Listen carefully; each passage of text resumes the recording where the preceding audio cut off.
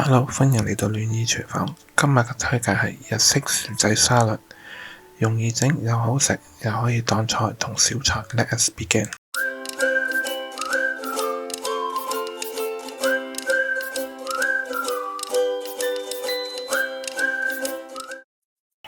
Hello，我係暖意廚房嘅大叔。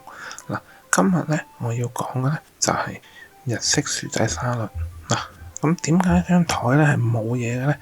因為咧我到薯仔煮緊啦，我先發現原來我冇錄到，咁所以咧就唯有就係變咗咁啦。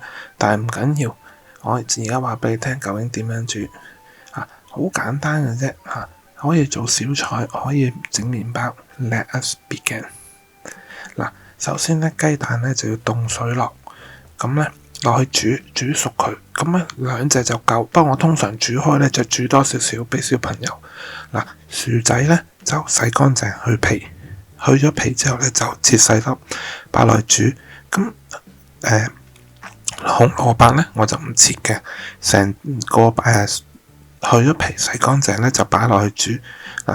跟住咧就到青瓜同埋啲洋葱就切絲同切片，跟住咧就落一茶匙鹽，揦一揦佢，等佢出水就變腍身啲。跟住咧而家咧個薯仔咧就煮好咗，咁咧我就攞出嚟切啦。因為如果你切咗片落去煮咧，一陣咧你要撈上嚟咧就麻煩，之餘仲要佢腍得滯噶所以咧成條煮佢熟咗先切咧就會啱啱好噶啦。如果熱咧，可以攞個筷子頂住佢，就唔使用隻手去掂。咁你可以切啦。薯仔煮咗大概11-2分鐘之後咧，就熟咗啦。咁就隔水，等佢傾乾。青瓜同洋葱咧，就落少啲凍滾水，即係煮咗攤凍咗水就去沖一沖佢，因為落咗鹽薯仔咧，我就會用筷子去整碎佢嘅。個原因就係咧，如果你揾嘢壓咧，我唔係要薯蓉。我哋今日唔係食薯，我哋係食薯仔沙律，所以我想佢有啲係變咗蓉之餘，又有啲係大粒少少，咁有少少口感，咁食落去嗰陣時咧就更加好食。其實日式薯仔沙律咧就有兩種嘅，就睇下你買到係邊一隻沙律醬。如果你買日本甜身嗰隻咧，咁整出嚟咧就可能會甜啲。咁但係如果你係買好似我用嘅原味嗰隻咧，可能出嚟就鹹少少。咁另外咧，你就可能要加少少煉奶去整翻甜啲咁呢個咧就睇你買嘅沙律醬係買到啲乜嘢，同埋你想食咩口味啦。我自己咧就比較中意食偏甜少少嘅日式沙律，因為可以送麵包，可以當小菜或者就咁食都得啦。尤其是而家啲菜貴啦，你可以整呢啲，因為有洋葱、有青瓜、有紅蘿蔔。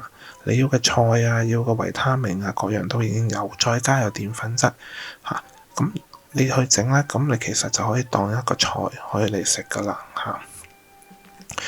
啲青瓜嗰啲咧要碾乾啲水先好擺落去。原因就係你唔可以嗰個沙律太多水你反而一陣要加少少油，等佢食落去滑啲，但係就唔好太多水。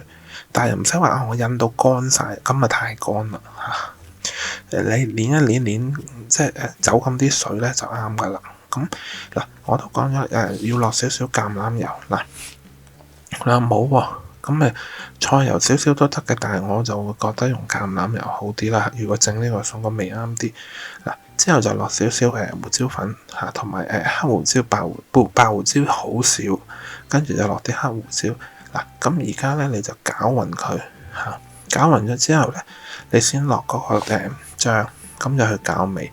咁4-5湯匙大湯匙多啲都唔緊要嘅個沙律醬咁個芥末醬咧就視乎你想唔想辣啦。如果你屋企有小朋友嘅咧，我就可以好似我咁落少少。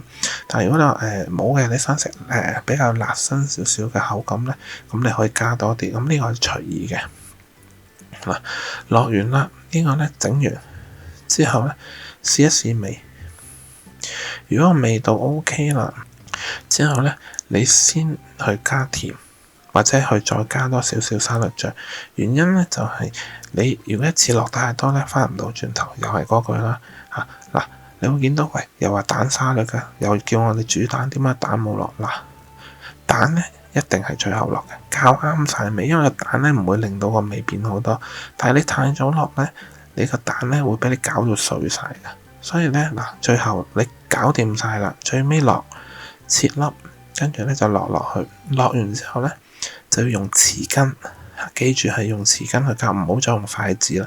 如果唔係搞到爛晒咧，唔好睇㗎。同埋口感冇啊，你食唔到蛋㗎，佢俾你整爛晒，變咗好似糊咁啊。咁所以咧最尾就用匙羹去攪佢，輕輕力攪，將佢攪勻就得㗎啦。咁就不如我想落其他嗱，日式咧個沙律咧就好少會落生果嘅，咁所以咧你就見唔到，通常以蔬菜為主嚇。咁如果你話通常如果你落生果，其他咧就好似香港式嘅，譬如咩大蝦沙律啊嗰啲咧就會，咁咧就唔算係日式，同埋佢偏甜，真係幾甜，因為太多生果嚇。咁呢個咧你雖然話甜少少，但係可以送飯送酒啦。你整完咧，擺落個兜度，用襟保鮮紙去雪佢半個鐘頭以後咧，先食，或者再耐啲都唔緊要。凍食咧係更加好味嘅。嗱，我因為要拍片，冇辦法，咁啊，所以而家就整裝，但係咧我通常都會入起佢，跟住咧雪佢一陣先食嘅嚇嗱。跟住你可以用細啲或者擺落個碗，係當一個菜食又得嚇。就係咁簡單嗱，如果我整到，你哋都一定整到啦。如果你中意我 video 啊，俾個 like 我，訂閱我頻道，撳個鐘仔，咁我下次煮嘢食嘅時候你就唔會錯過啦。希望我下次煮嘢食嘅時候見到你啦。Thank you，拜拜。